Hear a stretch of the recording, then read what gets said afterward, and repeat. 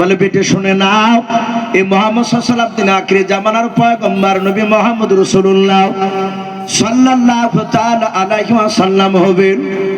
হযরত রোকেয়া বলেন আব্বা, এ আব্দুল্লাহকে বলে মা, এ আব্দুল্লাহ যে শুনে নাও, এ মুহাম্মদ সাল্লাল্লাহু আলাইহি ওয়াসাল্লামের আব্বা জান। রোকেয়া বলে আব্বা, এই আব্দুল্লাহকে যে মেয়েটা বিয়ে করতে পাবে, ওই মেয়েটা বড় ভাগ্যবতর মনে হবে। বিশ্বনবী মুহাম্মদ রাসূলুল্লাহ সাল্লাল্লাহু তাআলা আলাইহি ওয়াসাল্লামের জন্ম দক্ষিণ মা হবেন। হযরতের হাত ডাক দিয়ে বলেছিল হ্যাঁ মা। রোকেয়া বলেছিল আব্বা, এই আব্দুল্লাহকে জন্ম নিয়েছে কোন আপনি আলামত কি বুঝতে পেরেছেন বলেন?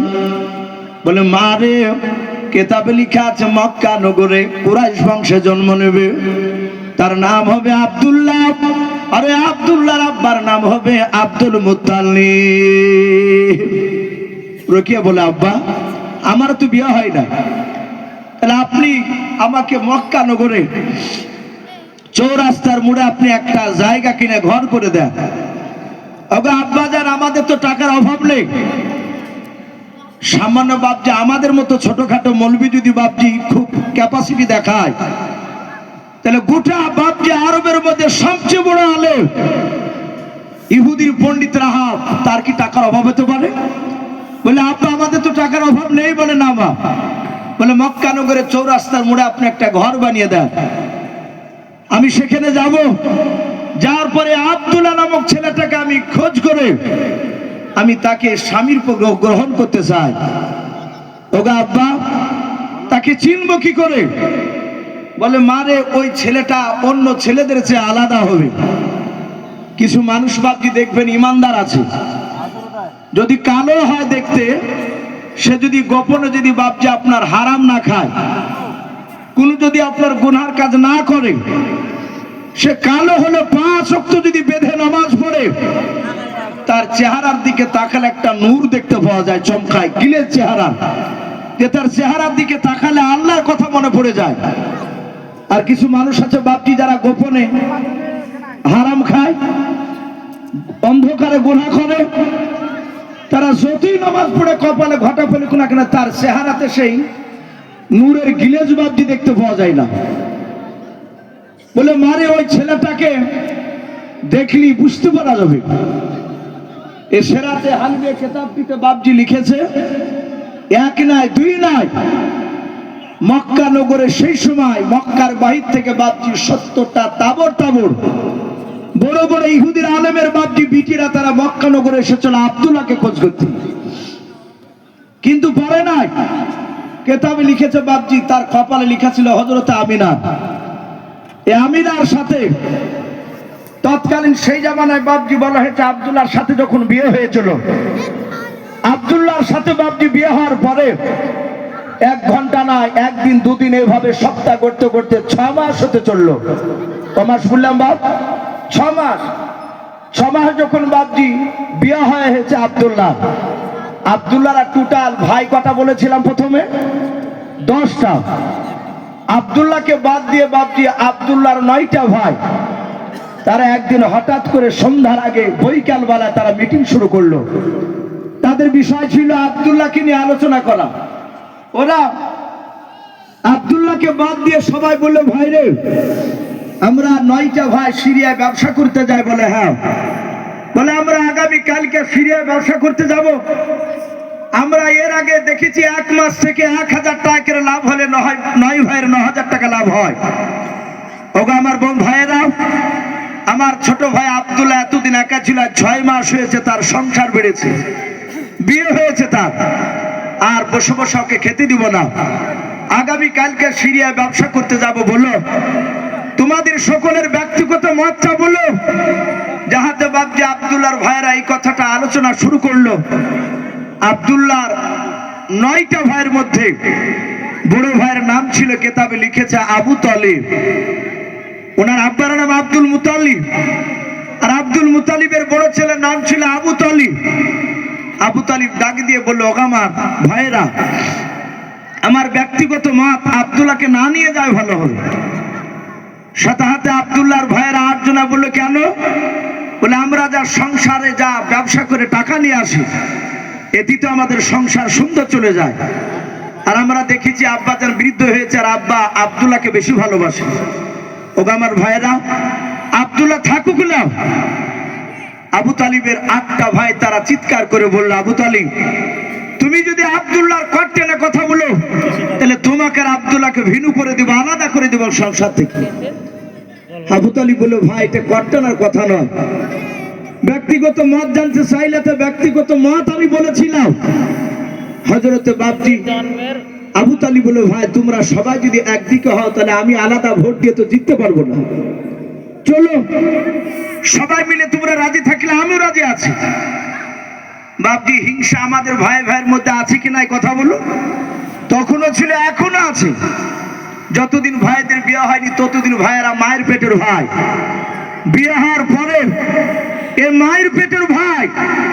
বিয়ে হওয়ার আগে বাপজি ভাইকে কেউ লাড়লে তার জন্য জীবন দিতে রাজি হয়ে যেত।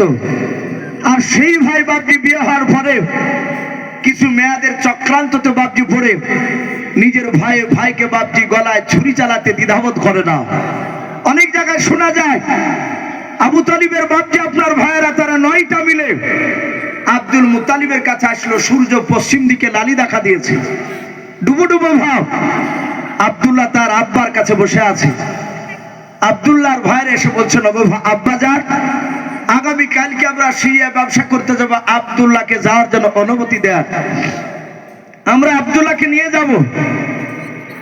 আব্দুল মুত্তালিব হ্যাঁ কিংবা কিছু না বলেন বাবা হা মা করে কান্না শুরু করে দিলেন।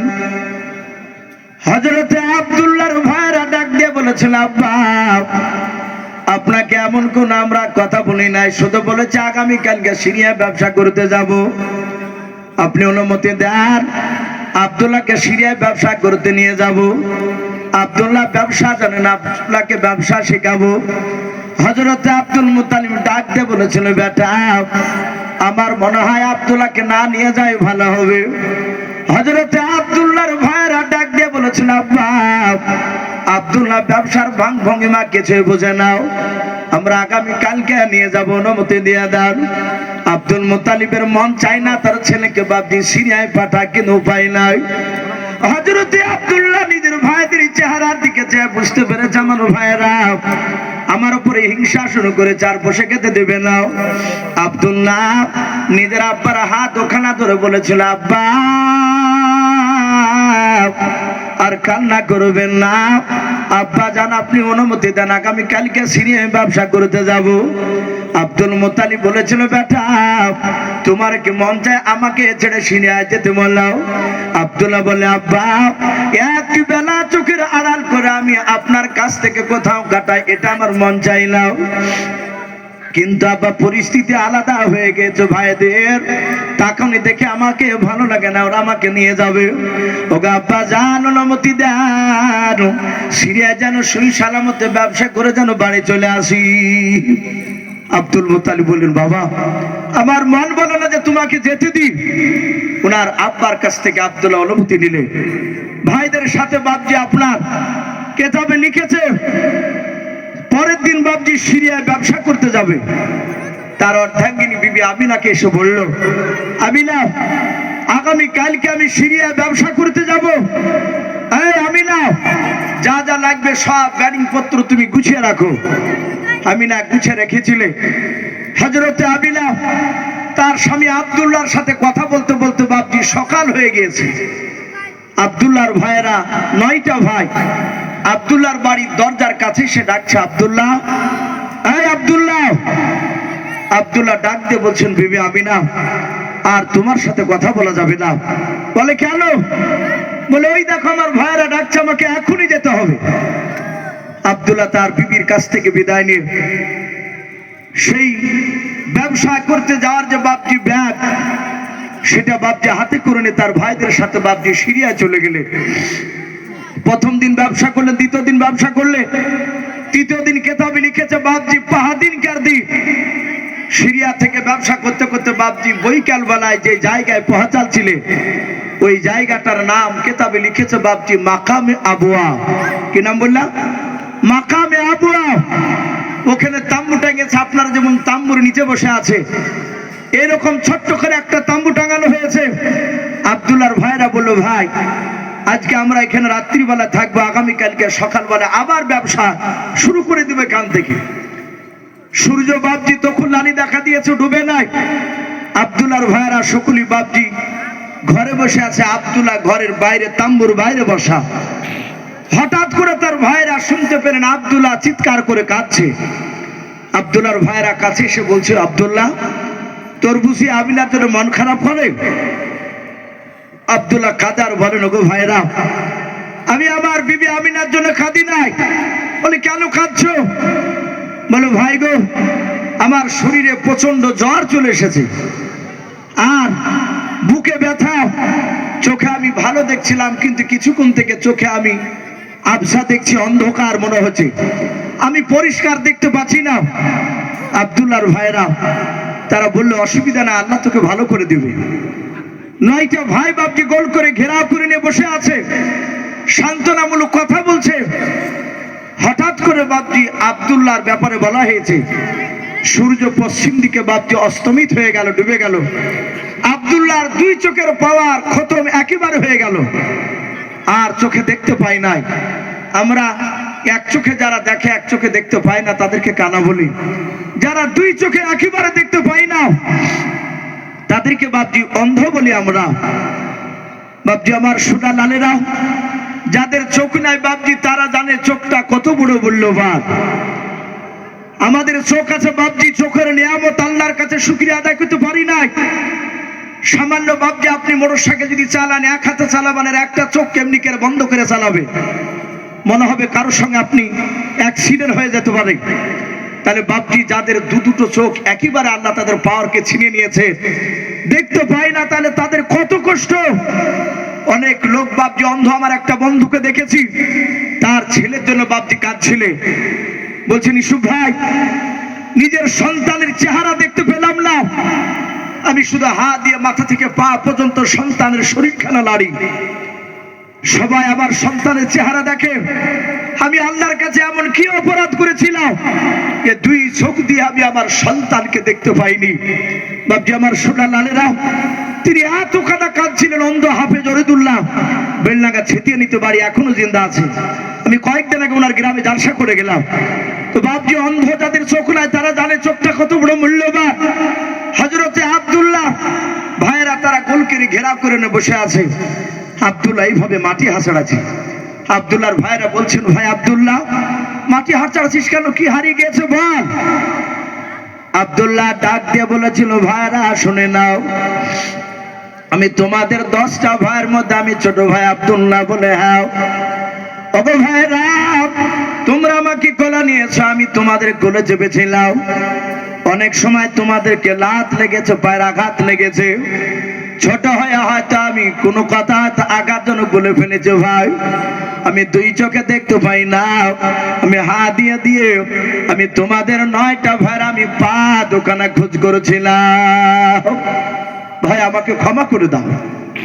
ভাইয়েরা কান্না না করে থাকতে পারবে? বা ভাইদের কান্না রোল বেড়ে গেল। বলছে, ভাই আব্দুল্লাহ তুই তো পাগল হয়ে যাচ্ছিস কেন? বলো, ভাই গো আমি চোখে কিছু দেখতে পাই নাই। কেতাবটিতে এসেছে বেশ একটু গভীর রাত্রি হয়েছে। আব্দুল্লাহ তার ভাই আবু তালিবের হাতখানা ধরে বলল, ভাই আমি মনে হয় আর বেঁচে থাকবো না, আমার বিবি আমিনাকে একটু দেখাশোনা করবা। যদি আমার ইন্তেকাল হয়ে যায়, আমার বিবির পেটে 6 মাসের বাচ্চা রয়েছে, যদি বেটা ছেলে হয় তাহলে নাম রাখিবা মুহাম্মদ সাল্লাল্লাহু আলাইহি ওয়াসাল্লাম। এই কথা বলে বাপজি আব্দুল্লাহ দুনিয়ার বুক থেকে বিদায় নিয়ে চলে গিয়েছিলেন। সম্মানিত ভাইরা আমার, বাবা জীবনেরা, এ হযরতে আমিনা উনি বুঝতে পারলেন যে ওনার স্বামী দুনিয়ার বুকে বেঁচে নাই। উনি কান্না করছিলেন। ওনার শ্বশুর মশাই বললেন, মা এভাবে কাঁদো না, তুমি দোয়া করো যেন তোমার স্বামীর গড় কবরকে ভালো করে। আমাদের এক শ্রেণীর মানুষ দেখবেন, বাপ যদি মারা যায়, মা যদি মারা যায়, নামাজ পড়ে না। খুব জোর নামাজ পড়ে, বাপ মা মরে গেলে 10-12 দিন পরে, কি খুব বেশি বেশি হলে 30-40 দিন, তারপরে বাপ আর মসজিদের দিকে যায় না। কিন্তু বাপের যদি কথা বলে কোনো চায়ের দোকানে, তো হু হু করে কাঁদে। ওই কাদা বাপজি কাজে আসবে না। কাঁদতে হলে বাপজি নামাজের হালাতে সেজদায় পড়ে পড়ে কাঁদতে হবে, আল্লাহর কাছে দোয়া করতে হবে। আর আপনি নামাজ পড়বেন না, ওই কাদান বাপজি আপনার কাদা কাজে লাগবে না।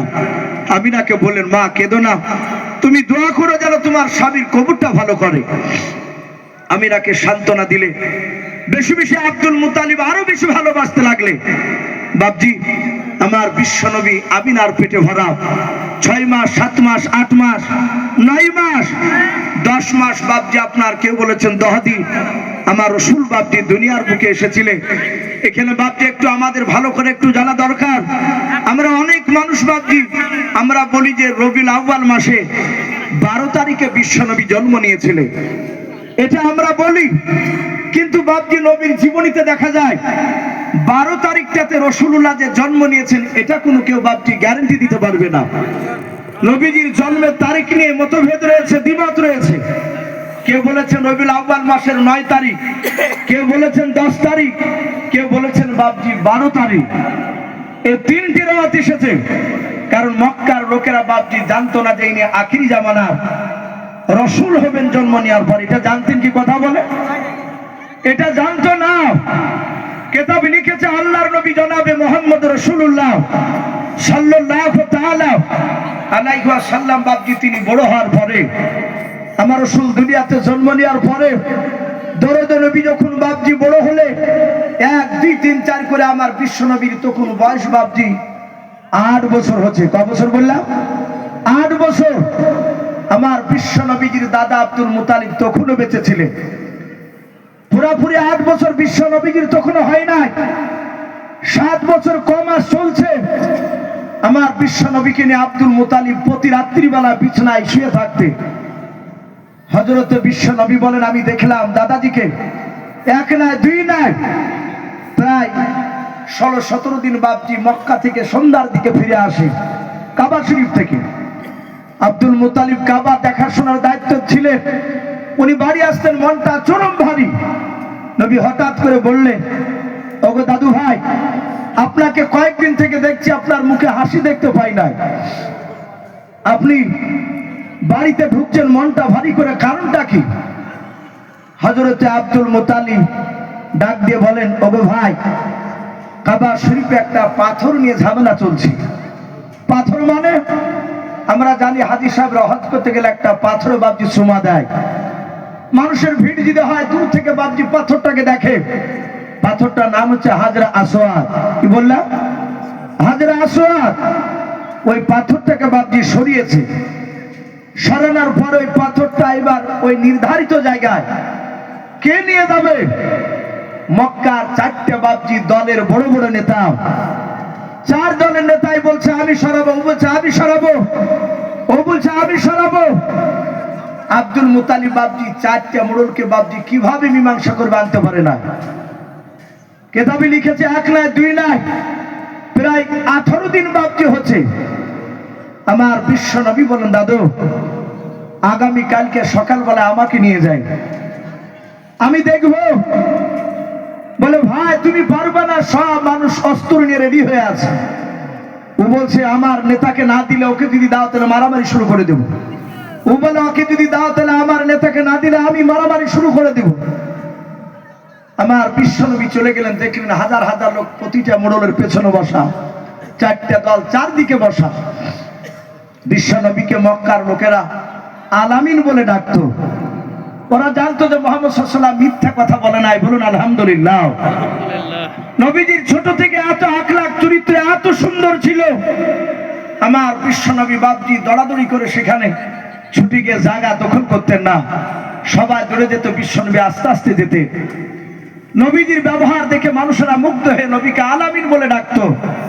আল্লাহ রাসূল গিয়ে বলেন, ওগো বড়লেরা, একটা পাথর আর আপনারা হচ্ছেন 4 জনা, 4 জনাতে আপনারা ঝামেলা করছে। আমি আলামিন, আমাকে সকলে আপনারা খুব ভালো বলে মানে, আমি আপনাদেরকে বলবো আজকে সকলেই চলে যান, আগামীকাল সকালবেলায় যে আসতে পারবে সবার আগে এসে এই পাহাড়টায় যে হাত দিয়ে থাকবে ওই ব্যক্তি পাথরটা সরাবে। মক্কার নেতারা ডাক দিয়ে বলল, কথা খারাপ বলে নাই, ভালো বলেছে, চললাম। সবাই মিলে বাপজি বাড়ি চলে গেল। নবী ডাক দিয়ে বলেন, কেউ এখানে লুকিয়ে থাকবে না, সবাই বাড়িতে চলে যাও।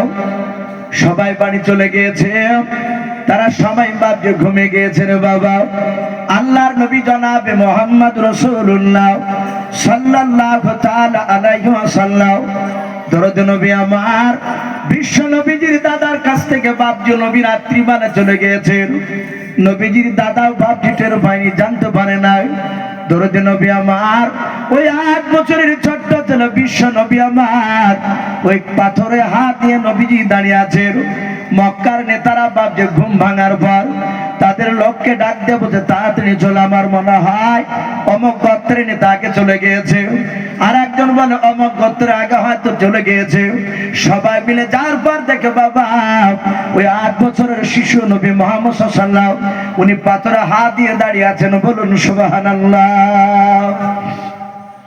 নবীজি বললেন, তবে মোড়লেরা বলুন, এই পাথরটা সরানোর হকদার কে? কালকের কথা অনুযায়ী কথা বলো। সবাই মোড়লরা বলল, এর হকদার হচ্ছে তুমি বাবা। নবী বললেন, তাহলে আর ঝামেলা করবে না, বলে নাও। নবীজির দাদু পাশে দাঁড়িয়ে তেরে দৃশ্যখানা দেখছি। রসুল বললেন, দাদা আপনি একটা চাদর নিয়ে আসুন। চাদরটা নিয়ে এসে সেখানে রাখলে নবী আর নবীর দাদা দুজনায় মিলে বাপজি পাথরটা চাদর উপর তুললে। রসুল 4 মোড়লকে ডেকে বলেন, ওগো মোড়লেরা, এই চাদরের 4 কোণা 4 জনা ধরে নির্ধারিত জায়গা ওখানে পাথরটা সরে দে। 4 জনায় বাপজি পাথরটা সরে দিল। এই নবীজির বাপজি এই বুদ্ধির বিচক্ষণতা এ দেখে সব লোকে বাপজি বিশ্ব নবীকে সাথে বলল, সত্যি ছেলেটা বুদ্ধিজীবী। আজ 18 দিন ধরে যে ঝামেলাটা আব্দুল মুত্তালিব মীমাংসা করতে পারে নাই, গ্রামের নেতারা কেউ করতে পারে নাই, 8 বছরের ছেলেটা বাপজি এই মীমাংসা করে দিল। বলুন আলহামদুলিল্লাহ। এই নবীজির গুণাগুণী বাপজি এই সব প্রশংসা চারিদিকে শুরু হলো। তারপরে বাপজি লোকেরা বলবিনি করছে, এই ছেলেটা কার ছেলে গো? বলে আব্দুল্লাহ। মায়ের নাম কি? বলে আমিনা। এই ছেলেটা জন্ম নিয়েছে কবে? এবারে জিজ্ঞাসা করতে গিয়ে কেউ বলেছেন 9 তারিখে, কেউ বলেছেন 11, কেউ বলেছেন বাপজি 12। কিন্তু নবীজির বাপজি ইন্তেকালে তারিখ নিয়ে বাপজি কারো পৃথিবীতে কোনো মাযহাবের কোনো উলামা দ্বিমত নাই। বলুন আলহামদুলিল্লাহ। সবারই একই মত ওই 12 তারিখে। সম্মানিত ভাই আমার, বাবা জীবনেরা, কিন্তু বেশিরভাগ বাপজি উলামারা জন্মের তারিখটা 12 তারিখটা আমরা বেশিরভাগ প্রাধান্য দেয় অনেকে। কিন্তু কেউ যদি বলে 9 তারিখে, তাহলে আপনি তাকে বাপজি খারাপ বলতে পারবেন না, আপনাকে চুপ থাকতে হবে। বাপজি আমার সোনা লালেরা, এই নবী মুহাম্মদ সাল্লাল্লাহু আলাইহি ওয়াসাল্লাম 8 বছর বয়সে দরুদ নবীর দাদা আব্দুল মুত্তালিব দুনিয়ার বুক থেকে বাপজি চলে যাবে। উনি বৃদ্ধ হয়ে গেছে, তাই মনে মনে চিন্তা করছেন, আমার দাদু ভাইকে এই জায়গায় আমার কাছে রাখবো না। আমার যে 9টা ছেলে আছে আব্দুল্লাহ বাদ দিয়ে আমি যে কোনো একটা ছেলের কিনারা লেগে দেব। আমি মৃত্যুর পর ওই ছেলেটা আমার নাতিকে একটু দেখাশোনা করবে। বাপজি আমার সোনা লালেরা, সকালবেলা আব্দুল মুত্তালিব তার 9টা ছেলেকে নিয়ে একত্রিত হলেন, বসলে। আমার বিশ্ব নবীকে আব্দুল মুত্তালিব কোলে করে নিয়ে আছে। উনি আব্দুল মুত্তালিব চিন্তা করছেন, আমার ছেলে আব্বাসকে দিব।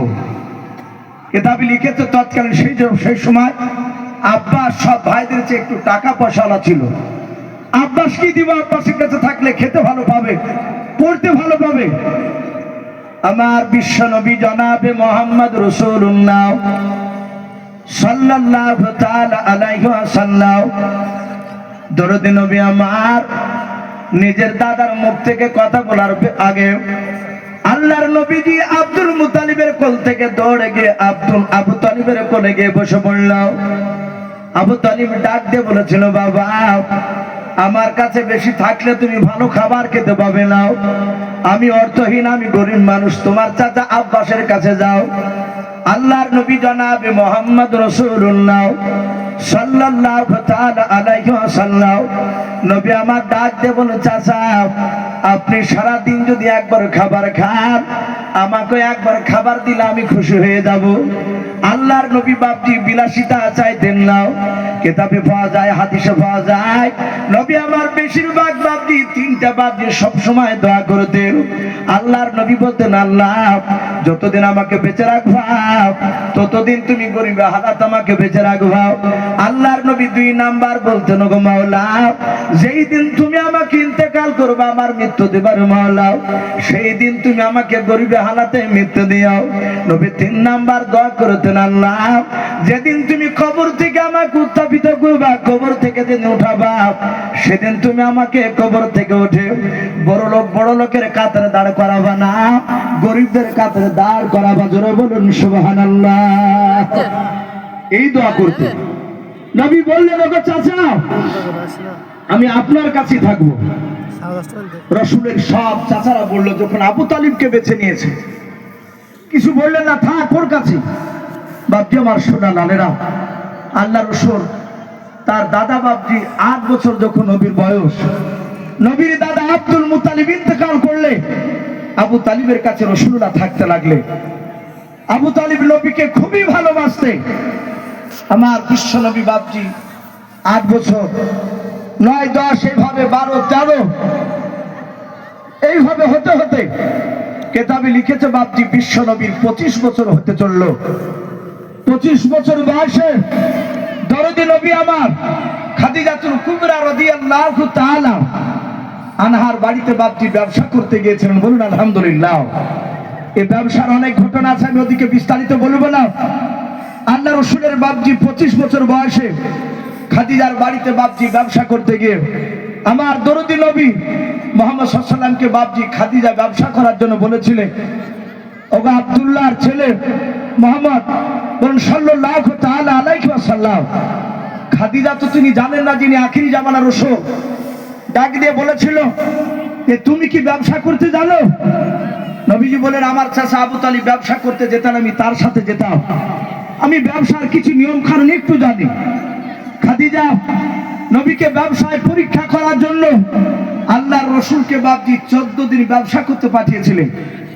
নবীকে বললেন, হে মুহাম্মদ সাল্লাল্লাহু আলাইহি ওয়াসাল্লাম, তুমি আমার এই মাল নিয়ে 14 দিন ব্যবসা করতে যাও, আমি দেখবো তুমি ব্যবসায় কেমন লাভ নিয়ে আসতে পারো। আল্লাহ রসুলের সাথে বাপজি ব্যবসায় পরীক্ষা করার জন্য খাদিজা পাঠাচ্ছে। কেতাবে লিখেছে খাদিজার 2টো বাপজি কাছের লোক, তার বংশের লোক, তার কেউ কেউ বলেছেন তার চাচাতো ভাই হয়। একজনের নাম ছিল বাপজি মাইসারা, দ্বিতীয় জনের নাম ছিল বাপজি আপনার মুমাইয়া। যাও তার খাদিজার 2টো চাচাতো ভাইকে ডেকে বলল, এই ভাইরা শুনে না, মুহাম্মদ সাল্লাল্লাহু আলাইহি ওয়াসাল্লামকে ব্যবসা করতে পাঠাচ্ছে নতুন, উনি বলেছেন ব্যবসার নিয়ম কারণ জানি, তোমরা দুজনায় মুহাম্মদ সাল্লাল্লাহু আলাইহি ওয়াসাল্লামের ব্যবসার লক্ষ্য রাখবা। শুনে নাও সে কত টাকায় মাল দিল, কত টাকা লাভ করলে, এই হিসাব করার জন্য তোমাদেরকে পাঠাচ্ছি না, তোমরা গোপনে সেই স্বরূপ একটু লক্ষ্য রাখবা, তার চরিত্রের মধ্যে একটু লক্ষ্য রাখবা, তার চরিত্র কেমন আছে একটু দেখবা। তোমাদেরকে যে আমি গোপনে পাঠাচ্ছি এটা যেন মুহাম্মদ সাল্লাল্লাহু আলাইহি ওয়াসাল্লাম জানতে না পারে। আল্লাহ রাসূলের সাথে বাপজি চলে গেল। আমার বিশ্ব নবী দরদি নবী মাইসার আর মুমাইয়াদা, তারা দুজনকে বাপজি নিয়ে সাথে করে চলে যাচ্ছে।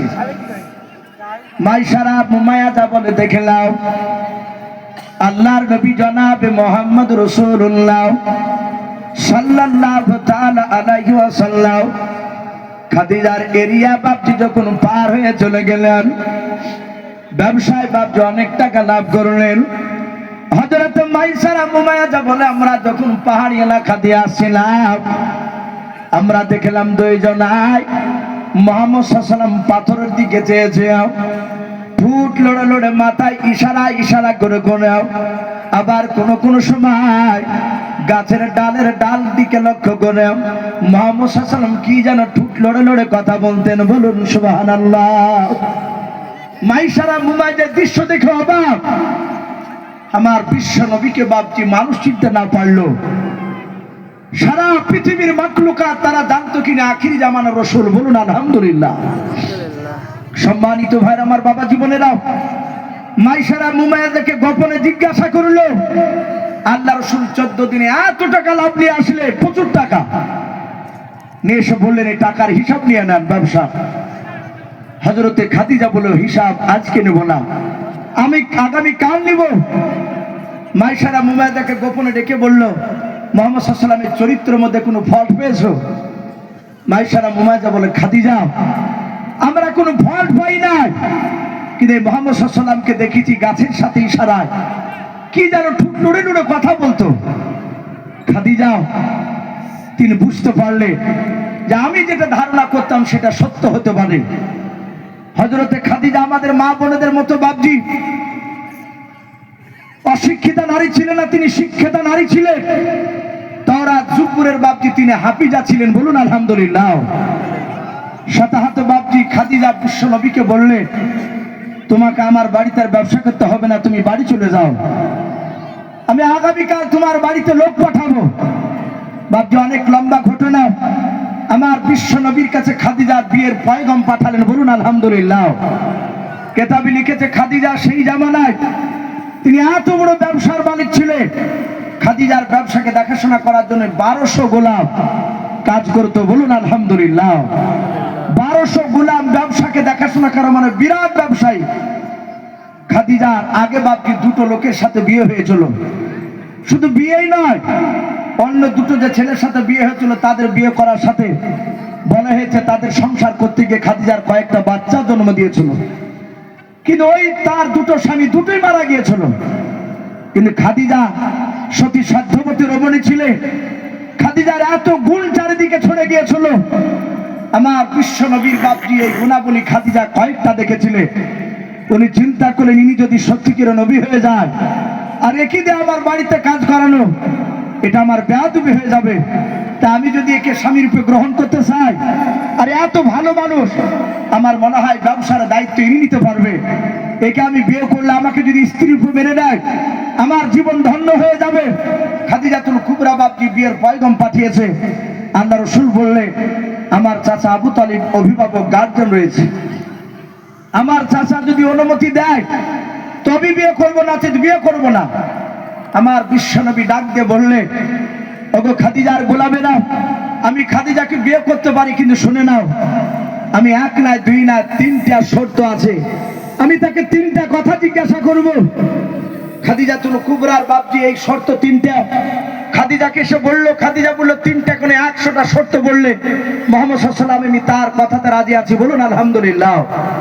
আমার বিশ্ব নবীজির আপন চাচা আবু তালিব উনি পাশে দাঁড়িয়ে বিশ্ব নবীকে ডাক দিয়ে বলছে, আর আবু তালিব চিন্তা করছে খাদিজার সাথে যদি নবীর বিয়ে হয়ে যায় মুহাম্মদ সাল্লাল্লাহু আলাইহি ওয়াসাল্লাম, তাহলে খাদিজার সব ধন সম্পদের মালিক কে হবে? কথা বলে মুহাম্মদ সাল্লাল্লাহু আলাইহি ওয়াসাল্লাম।